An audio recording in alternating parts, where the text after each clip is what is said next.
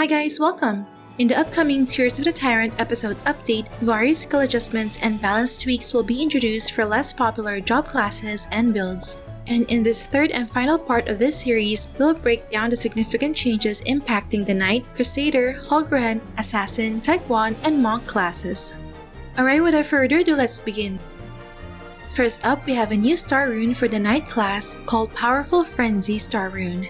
The first line effect increases the upper limit of Frenzy by 10 to 50 points, thus it's now possible to obtain up to 150 points of Frenzy. Getting a max value for this line can enhance Rune Master's Dark Element damage by an additional 10%. The second line effect boosts demi-human damage reduction by 0.05% to 0.3% for each point of Frenzy.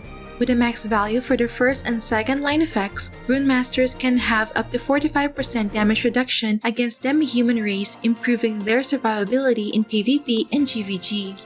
As for the third line effect, the duration of each Frenzy point will be halved, so each point will now only last for 30 seconds individually. And in exchange, losing 1 point of Frenzy will now restore 2% of max HP, which benefits RM sustain. The generation probability for this line is 20%.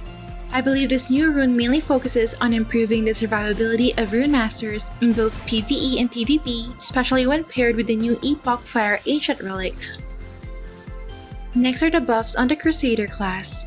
First, the second line of Solid Barrier rune has an additional effect which makes Auto Guard undispellable. Divine Avengers no longer need to worry about their parry effect being removed in PvP. In addition, the effects of Crusader's Auto Guard and Wrath Creasy's Justice Aura will no longer overlap. Second, the Blood Sacrifice rune has a new third line effect wherein for every 3% of HP lost, the damage of sacrifice will increase by 1%. With this new mechanic, Divine Avengers will need to maintain low HP to deal more damage with sacrifice. The generation probability for this line is 100% and all existing runes will directly activate this line. Third, Divine Protection will now automatically unite with surrounding teammates during its duration, so it'll be easier to share the healing effects to nearby allies. And fourth, Holy Light Barrier will have a shorter cooldown from 30 to 20 seconds. Since this defensive buff lasts for 15 seconds, it can be up 75% of the time. Furthermore, Holy Light Barrier will no longer solely enhance skill damage reduction. It will now also increase the auto-attack damage reduction for self and surrounding teammates. Hopefully with these changes, we'll see more Divine Adventures with tank utility or sacrifice builds in PvP and GVG. Next are the buffs on the Hollgrehenn hero class. First, when Destructive Hammer deals damage to monsters, it will apply an undispellable debuff which lowers the monster's refined physical damage reduction by 20% for 10 seconds. This debuff can also be applied when dealing damage using focused mode. This new debuff to monsters will not only boost Hollgrehenn's damage output, but will also enhance the damage dealt by other physical DPS in the party. So with this change, I think Hollgrehenn will become an essential class in clearing the higher difficulties of the new White Star Airship instance. Second, the movement speed cap while channeling focused mode has been increased from 100% to 150%. One of the factors contributing to Hollgrehenn's lack of popularity is the movement speed cap, which previously allowed enemy players ample time to evade its AoE damage. So with this new movement speed cap, there might be a potential rise in Hollgrehenn's popularity in both PvE and PvP. Third, the cooldown of Artisan's Heart is shortened from 28 seconds to 16 seconds. Previously, without any CD reduction buffs or gears, Hollgrehenn can only benefit from Artisan's Heart's physical damage reduction and protection from equipment destruction and removal 35% of the time. And with this adjustment, this buff can be up 62% of the time. And fourth, all Hollgrehenn crafted alloys will have a shorter shared cooldown from 300 seconds to 150 seconds. This means that for Hollgrehenn, the lucky alloy which grants +1 refinement level to all armor and headwear can be up all the time. Next, we have a few changes impacting the auto-attack build of the Assassin class. First, Assassination Halo has an additional effect wherein each point of crit will increase the Blade Soul's auto-attack damage by 0.1%. So with 400 points of crit, Blade Souls will gain 40% AA damage increase.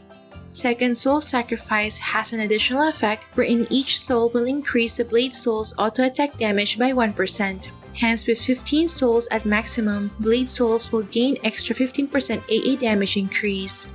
And third, the issue of double calculation from the Soul Assassination rune and the Assassination Halo skill will be fixed. This bug fix will reduce the crit damage and AA attack multiplier gained from crit rate by half. So with this nerf against the two aforementioned buffs, we'll just rebalance the damage dealt by the auto-attack build of Blade Souls.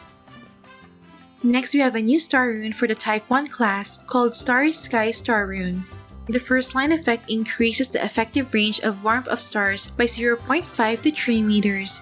Getting a max value for this line will allow Warmth of Stars to deal physical damage to all surrounding enemies for up to 6 meters. The second line effect reduces the cooldown of Warmth of Stars by 1% to 30%, thus it's possible for it to be up 90% of the time. As for the third line effect, a star will be lit up every 2 seconds throughout the duration of Warmth of Stars. Thus, Taekwons can now accumulate full star stacks passively throughout the 10-second duration of Warmth of Stars. Just note that the generation probability for this line is only 10%. I think this rune offers a pretty good quality of life adjustment for the star build. And lastly, we have two buffs for the Monk class. First, Fist Refining will now grant up to 15% attack instead of just 30 points of physical attack. And second, Critical Explosion Break will now grant 20 points of Strength and Int instead of just 10 points of Strength. Strength is essential for improving physical attack, while Int is important for increasing max SP, both of which increase the damage output of Dragon Fist. These are very minor buffs that solely grant additional stats to Dragon Fist. So that's it for the class balance adjustments for Knight, Crusader, Hollgrehenn, Assassin, Taekwon, and Monk classes coming this November in ROM. Which of these classes will shine in the current PvE and PvP meta? Let me know your thoughts in the comment section below. Alright, that's it for this video guys. Don't forget to like if you enjoyed watching this guide. If you're new here, I'd love for you to consider subscribing by hitting the subscribe button down below. I'd love to have you back. Thank you for watching and see you in our next episode.